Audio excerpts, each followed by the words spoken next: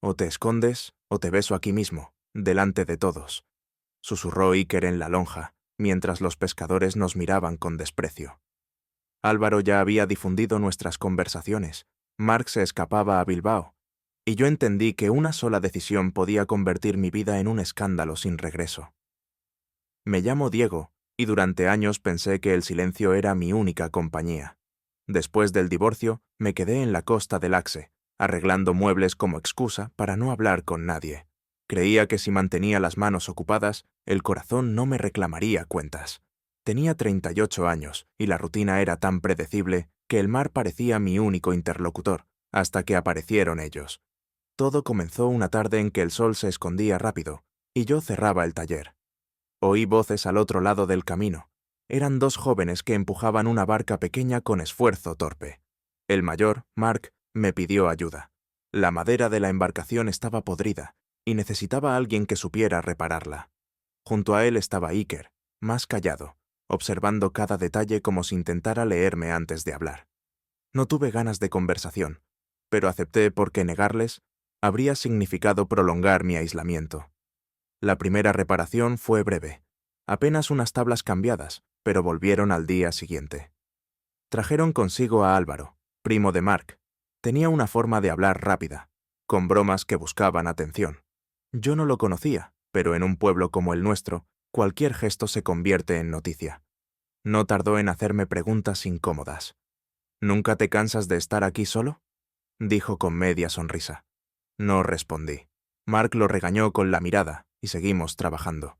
Lo que empezó como un favor se transformó en visitas diarias. A veces llegaban con excusas banales, una bisagra rota, una cuerda que no sabían atar. Lo cierto es que cada vez que aparecían, el silencio de mi casa se quebraba. Con ellos aprendí que incluso el ruido podía traer alivio. Mark se mostraba curioso. Preguntaba por técnicas de carpintería, como si quisiera apropiarse de un oficio que no le pertenecía. Iker, en cambio, apenas hablaba, pero cuando lo hacía, sus palabras eran precisas, casi necesarias. Álvaro prefería las risas y los comentarios provocadores, aunque detrás de su desparpajo había una sombra de envidia. No pasó mucho tiempo hasta que la gente del pueblo empezó a notar su presencia en mi taller. En la panadería murmuraban que por fin tenía compañía. En la taberna insinuaban que algo extraño se cocinaba entre las maderas viejas y mis nuevas visitas. Yo lo ignoraba, pero sabía que en comunidades pequeñas los rumores viajan más rápido que el viento del norte. Lo que me sorprendió fue que no me molestara tanto como esperaba. Quizá porque después de tanto tiempo me sentía visto. Una noche, cuando terminábamos de reparar la barca, Mark se quedó rezagado. Me confesó en voz baja que su madre insistía en que se le pasaría esa parte de sí mismo que él no quería esconder. Hablaba de su orientación como si fuera una enfermedad curable. Yo escuché en silencio, sin atreverme a darle consejos. Iker, que había oído la conversación, se adelantó y dijo con firmeza: «No eres un error». El aire se volvió pesado. Mark sonrió con agradecimiento, pero también con miedo. Ese momento selló algo entre nosotros tres, la certeza de que compartíamos heridas que no se cuentan en voz alta. La tensión aumentó días después.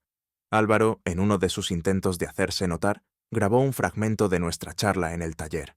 No había nada explícito, solo un tono de confianza entre nosotros. Lo compartió en un grupo de amigos de broma, pero pronto circulaba por todo el pueblo. El rumor se volvió sentencia. El carpintero ya no está tan solo. Se le nota demasiado. La consecuencia fue inmediata. Varios encargos desaparecieron.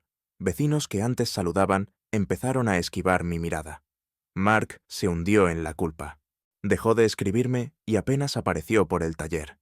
Iker, en cambio, se presentó como siempre, sin explicaciones, y dijo: «Si quieren señalar, que lo hagan también conmigo».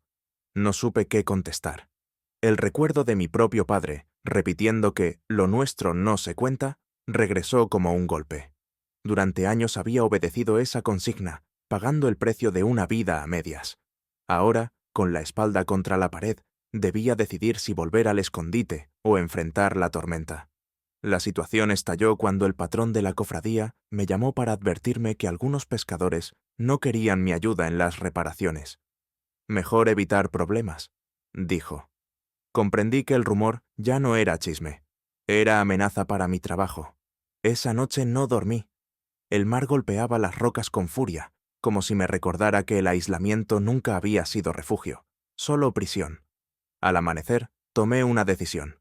Si iban a cuestionar quién era, al menos lo escucharían de mi propia voz. Me prometí no volver a callar, y esa promesa sería la chispa que cambiaría todo. El rumor se extendió con la rapidez de un incendio. Lo que había comenzado como un comentario en la panadería pasó en cuestión de días a convertirse en la comidilla de todo Laxe. Yo, que durante años había buscado ser invisible, me descubrí en boca de todos. La cofradía empezó a apartar encargos, como si mis manos hubieran perdido valor por lo que decían de mí. Sabía que esconderme otra vez significaba aceptar una condena. La noche previa a la reunión en la lonja, apenas pegué los ojos. El mar rugía contra las rocas, y en cada golpe escuchaba la pregunta que no quería responder. ¿Iba a callar como siempre, o por fin iba a decir quién era? Al amanecer, caminé hasta la lonja. Los pescadores se agrupaban en corrillos. Algunos me saludaban con cortesía tensa. Otros ni me miraban. El patrón de la cofradía me esperaba con gesto serio. Tenía que hablar. Subí a una caja de plástico, improvisando un estrado. Las conversaciones bajaron de volumen hasta convertirse en un murmullo expectante. Arreglo madera, no personas, dije, sin rodeos. Si pensáis que querer a quien quiero me hace menos carpintero, dejad de traerme vuestras barcas. Pero no voy a volver a esconderme. El silencio se prolongó, incómodo. Iker dio un paso al frente y se colocó a mi lado. No dijo nada, pero su gesto bastó. Esa imagen, la de dos hombres de pie frente a un pueblo entero, rompió la costumbre de siglos de silencio.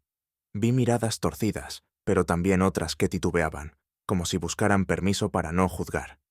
Mark estaba al fondo, con la espalda pegada a la pared. Me miraba con los ojos encendidos de miedo, y algo parecido a la culpa. No se acercó, no habló. Fue Álvaro quien apareció al día siguiente, con el teléfono guardado en el bolsillo y la cara más seria de lo habitual. La grabación la compartí yo, admitió, sin rodeos.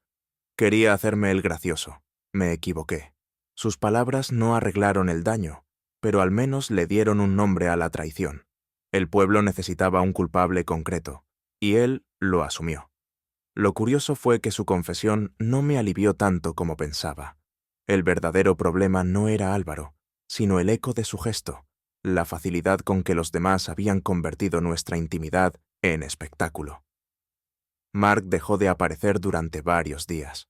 Me enteré por terceros de que discutía con su madre, que le repetía que eso no podía ser. Yo no lo busqué. Aprendí demasiado tarde que no se debe insistir en quien todavía no está listo para cargar con su verdad. En cambio, Iker seguía viniendo. No hablaba mucho, pero se ponía a mi lado, me ayudaba con la lija o con los clavos. Su manera de estar presente sin exigir nada se convirtió en el único respiro dentro del vendaval. Una tarde, mientras ajustábamos una mesa, me dijo: «La soledad también es una elección, pero yo prefiero quedarme». Aquella frase se me quedó clavada. Era la primera vez en años que alguien me ofrecía compañía sin condiciones. Los días siguientes fueron de resistencia. Algunos vecinos dejaron de traerme trabajo. Otros, en cambio, lo hicieron como muestra de apoyo. La dueña del bar del puerto me encargó reparar 4 sillas viejas. Lo dijo en voz alta, delante de todos, como si quisiera marcar territorio. «Estas manos valen más que cualquier chisme». Mark reapareció una tarde, con la cara cansada y el cuerpo rígido. Se disculpó entrecortado. No supe cómo reaccionar. El miedo me ganó. No le respondí de inmediato. Él bajó la mirada y añadió: «Necesito tiempo. No supe si lo volvería a ver después de aquello». Comprendí que, a veces, la valentía no llega al mismo ritmo para todos. Mientras tanto, Álvaro intentaba redimirse. En la taberna pidió la palabra y reconoció que lo suyo había sido una traición. Dijo que si había algún problema, que lo tuvieran con él y no conmigo. No fue un acto heroico, más bien una reparación tardía, pero sirvió para enfriar la tensión. Algunos se encogieron de hombros, otros asintieron. Yo seguí trabajando, consciente de que el pueblo no iba a cambiar de la noche a la mañana. Pero algo había quedado claro. Mi silencio ya no estaba en venta. Aunque perdiera clientes, aunque ganara enemigos, ya no volvería a esconderme. Iker siguió viniendo, cada día más firme a mi lado. Mark se alejó, buscando aire en otra ciudad. Álvaro, por primera vez, bajó la voz en lugar de alzarla. Y yo, en medio de todo, sentí que la vida que había querido evitar durante años por fin me alcanzaba. El precio era alto, pero la libertad siempre lo es. Y yo ya había pagado demasiado por callar. La calma posterior al estallido fue engañosa. El pueblo había dejado de murmurar tan alto, pero yo sabía que el juicio seguía presente en cada esquina. Lo que había cambiado era mi decisión de no retroceder. Sin embargo, la incertidumbre sobre lo que pasaría con Mark e Iker pesaba más que cualquier comentario ajeno. Mark me buscó una mañana. Llegó con un aire derrotado, como quien ya no tiene fuerzas para discutir. «Me voy a Bilbao», dijo, sin rodeos. «Encontré un cuarto con un amigo. Aquí no puedo respirar». Lo escuché en silencio. Parte de mí quería pedirle que se quedara, pero habría sido injusto. Sabía que huía tanto del pueblo como de sí mismo. «Haz lo que necesites», le respondí. «Nadie puede darte el aire que aún no quieres tomar». Se quedó unos segundos de pie, esperando algo más, una frase que lo atara a este lugar. No se la di. Nos dimos la mano, torpemente, y se fue sin mirar atrás. Ese adiós dejó un vacío extraño, no de amor perdido, sino de oportunidad rota. Con su partida, el peso de las visitas recayó en Iker. Al principio pensé que aparecería menos, pero fue todo lo contrario. Llegaba cada tarde, se ponía a trabajar conmigo en silencio y se iba cuando caía la noche. Esa constancia empezó a reconstruir algo que ni yo sabía que estaba en ruinas. Un día, mientras lijábamos una puerta, me soltó sin mirarme. «Si quieres que deje de venir, dímelo». «No quiero que dejes de venir», contesté. No añadió nada más, pero desde entonces se instaló entre nosotros una certeza. Su presencia no era casual. Las semanas siguientes fueron un ejercicio de confianza. Iker no me pedía confesiones, pero me ofrecía las suyas a medias. Contaba cómo en la universidad fingía noviazgos para evitar preguntas, cómo había aprendido a callar en cenas familiares, cómo le costaba imaginar un futuro aquí sin disfrazarse. No hablaba con dramatismo, sino con una naturalidad que dolía más que cualquier queja. «¿Nunca pensaste en marcharte del Axe?», me preguntó un día. «Sí, muchas veces, pero siempre me dio miedo empezar de cero». «Yo aún tengo tiempo», dijo. «Tú tienes cicatrices». Me quedé sin respuesta. No supe si lo dijo como reproche o como reconocimiento. Lo cierto es que nuestras edades marcaban ritmos distintos. Él hablaba de futuro, yo de resistencia. Y, aún así, nuestras manos coincidían cada tarde en los mismos clavos y las mismas tablas, como si eso bastara para sostener la unión. La tensión creció una noche en que, después de terminar un encargo, nos quedamos en silencio demasiado tiempo.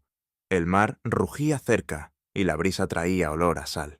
Iker me miró y dijo: «Lo que pasó en la lonja fue valiente.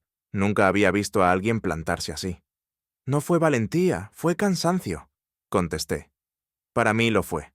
No hubo más palabras, pero la manera en que me sostuvo la mirada me hizo entender que su lealtad iba más allá de la amistad. Mientras tanto, Álvaro intentaba reparar su imagen. Me trajo encargos pequeños, me pidió consejos, incluso se ofreció a ayudar. No lo rechacé, pero tampoco lo dejé entrar demasiado. La confianza, una vez rota, no vuelve intacta. Aprendí a darle espacio sin permitirle invadir el mío. La ausencia de Mark, sin embargo, seguía pesando. Algunas noches me sorprendía pensando en lo distinto que todo habría sido si hubiera tenido el valor de quedarse. No porque lo quisiera a mi lado, sino porque su huida confirmaba que no todos pueden enfrentar la misma batalla al mismo tiempo. Con Iker, en cambio, la batalla se volvió compartida. El pueblo seguía observando, algunos con recelo, otros con respeto. Cuando caminábamos juntos por la playa, sabía que cada mirada sobre nosotros era un recordatorio de que lo íntimo se había vuelto público. Y aún así, no solté su compañía. La tercera vez que lo vi esperarme en la puerta del taller sin decir palabra, comprendí que ya no estaba solo. No era un romance de película ni un desenlace inmediato, sino el inicio de algo que pedía paciencia. En su constancia había una fuerza que no necesitaba promesas grandilocuentes. Al cerrar esa noche, mientras apagábamos las luces, le dije: «Gracias por no huir». Él sonrió apenas y contestó: «No me acostumbro a huir». Su frase quedó flotando, como un pacto silencioso. Y por primera vez en años, el miedo a ser visto no me aplastó. Me sostuvo. Los días con Iker se volvieron costumbre, pero no una costumbre cómoda. Era una rutina vigilada, marcada por las miradas del pueblo. Cuando caminábamos juntos por el puerto, algunos desviaban la vista, otros susurraban lo suficiente para que lo escucháramos. Nadie se atrevía a enfrentarnos directamente, pero el desprecio disfrazado de silencio pesaba más que un grito abierto. Una tarde, al salir del taller, nos cruzamos con dos hombres de la cofradía. Uno de ellos, sin detenerse, murmuró: «Ya no se sabe quién arregla barcas y quién se deja arreglar». No me giré, pero Iker se tensó. Me sujetó el brazo, conteniéndose. «Si respondes, les das lo que quieren», le dije. «Y si callo, piensan que tienen razón», contestó. Esa diferencia de edad y experiencia se hizo evidente. Yo había aprendido a sobrevivir tragando ofensas. Él quería enfrentarlas de inmediato. Ninguno de los dos estaba equivocado, pero nuestras heridas nos dictaban estrategias distintas. La situación se complicó cuando recibí la visita del patrón. Había un encargo grande para reparar una embarcación, pero varios pescadores se negaban a que lo hiciera mientras siguiera con ese espectáculo. El patrón, incómodo, me lo planteó como si fuera una opción. «Podrías trabajar, pero mejor sin tanta exposición. No lo lleves por ahí como si fuera tu sombra». Me hirió más la forma en que lo dijo que el contenido. Le respondí que no pensaba esconder hasta nadie. El encargo se lo dieron a otro carpintero, y con él se fue una parte importante de mis ingresos. Esa noche discutimos. Iker decía que no podía permitir que me hundiera por su culpa. Yo le repetía que no era culpa suya. «Claro que lo es», insistió. «Si yo no estuviera aquí, no perderías nada». «Si tú no estuvieras aquí, seguiría perdiéndome a mí mismo», repliqué. El silencio que siguió fue duro. Sabíamos que la relación no era un refugio, sino un campo de batalla contra la presión externa. La tensión alcanzó su punto más alto en una reunión en la taberna. Álvaro, intentando reparar su imagen, me defendió cuando alguien insinuó que ya no debía tocar madera contaminada. Pero su intervención fue torpe.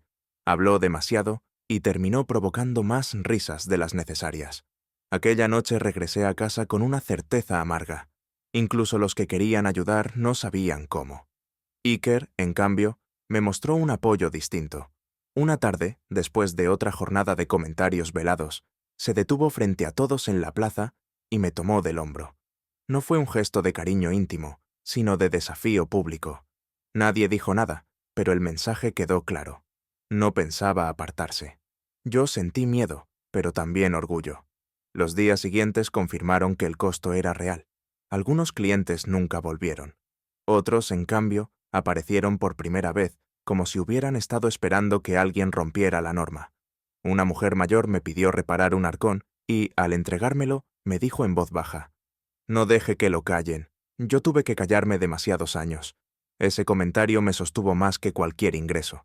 Sin embargo, Iker no era de piedra. Una noche llegó al taller con los ojos rojos de cansancio. Me confesó que en su casa lo presionaban para dejar de verme, que le decían que estaba hipotecando su futuro por un hombre mayor que ya no tenía nada que perder. Lo escuché sin interrumpir. Cuando terminó, solo pude decir: «Yo no quiero ser tu cárcel. Si necesitas irte, vete». «No quiero irme», respondió, «pero quiero que sepas lo que me cuesta». Aquel reconocimiento nos unió más que cualquier promesa. Ya no éramos dos individuos enfrentando al pueblo, sino dos personas enfrentando la posibilidad de perderse uno al otro. El final de esa semana me trajo otra prueba. Recibí una carta del ayuntamiento con un aviso. Si seguían las quejas, podrían retirarme la concesión del taller. No era una decisión definitiva, pero sí una amenaza. Cuando se lo conté a Iker, él apretó los puños. «Entonces hablaremos nosotros. No vamos a dejar que te borren». Por primera vez, no fui yo quien prometió resistencia, sino él. Y entendí que, aunque el futuro fuera incierto, ya no estaba cargando solo el peso de esa lucha. La carta del ayuntamiento fue la señal de que el conflicto había alcanzado su punto límite. No era solo un rumor o una burla en la taberna. Ahora se trataba de mi trabajo, de mi forma de sobrevivir. Sabía que, si no respondía, la presión terminaría por dejarme sin nada. El domingo, en la plaza del pueblo, se celebraba el mercado. Decidí que hablaría allí, delante de todos. Iker insistió en acompañarme. Llegamos cuando la gente estaba más concentrada. Algunos fingieron no vernos, otros nos observaron con descaro. Subí a una caja vacía de fruta y pedí atención. Sé lo que se dice de mí, empecé. Que lo que hago en mi casa invalida lo que hago en el taller. Pero quiero dejar algo claro. No he engañado a nadie, no he hecho daño a nadie. Trabajo con madera, no con prejuicios. El silencio fue tenso, hasta que una mujer mayor alzó la voz. Él arregló mi arcón y quedó perfecto. ¿Qué importa lo demás? Ese apoyo inesperado abrió un hueco. Otros empezaron a asentir. No era una victoria completa, pero era un comienzo. Días después, Álvaro apareció en la taberna y pidió hablar. Nadie esperaba lo que dijo. La grabación la difundí yo. Fue un error, una traición. No lo hice por maldad, sino por estupidez. Si alguien quiere culpar a alguien, que me culpe a mí. Las palabras cayeron como un cubo de agua fría. Hubo murmullos de desaprobación, pero también gestos de respeto. Álvaro, que siempre había sido el bromista, se mostraba ahora dispuesto a cargar con las consecuencias. No recuperó mi confianza, pero entendí que había dado un paso necesario: reconocer lo que había hecho. Mientras tanto, Mark volvió por una última vez. Lo encontré en el puerto, mirando el mar como si buscara respuestas que nunca llegarían. «Mañana me voy a Bilbao», me dijo. «No puedo con esto. No puedo con mi madre, con el pueblo, conmigo mismo». Lo escuché en silencio. «Te deseo que encuentres lo que aquí no pudiste», le respondí. Se despidió sin dramatismo, con un abrazo breve que fue más sincero que todas sus palabras anteriores. Comprendí que su salida no era una derrota, sino una elección de supervivencia. Con su partida, el foco volvió a mí y a Iker, y fue entonces cuando el patrón de la cofradía me buscó. «No todos están en contra», admitió. «Algunos clientes quieren seguir trabajando contigo. No puedo obligar a nadie a dejarte fuera». Era una forma de decir que la presión había bajado, no porque hubieran cambiado de mentalidad, sino porque la resistencia había desgastado la curiosidad de los demás. Iker y yo celebramos en silencio. No era una victoria pública, pero sí un alivio privado. Él me miró y dijo: «No sé cuánto durará, pero estoy aquí». «Con eso basta», le respondí. El tiempo confirmó que el pueblo no olvidaba, pero aprendía a convivir. Algunos siguieron mirándonos con recelo, otros empezaron a tratarnos con normalidad. No había entusiasmo, pero tampoco persecución abierta. Esa frágil tregua nos permitió recuperar la calma. El taller volvió a llenarse de encargos, aunque nunca tantos como antes. Lo acepté. Prefería trabajar con menos, pero con la frente alta. Iker me acompañaba cada día, demostrando con hechos que su lealtad no era pasajera. Una tarde, mientras cerrábamos, me dijo: «Lo que pasó aquí me enseñó algo. No basta con ser quien eres a solas, hay que serlo delante de todos». Yo asentí. Había tardado años en entenderlo, pero ahora lo tenía claro. La historia no terminó con aplausos ni con un pueblo transformado. Terminó con algo más real: la certeza de que sobrevivimos al juicio y seguimos de pie. Mark buscó su camino lejos. Álvaro cargó con la culpa de sus actos, y nosotros aprendimos que la dignidad se defiende cada día, aunque duela. Esa noche, mientras caminábamos por la playa, Iker me tomó del brazo sin preocuparse de quién pudiera vernos. Yo, por primera vez en mucho tiempo, no sentí miedo. Sentí libertad.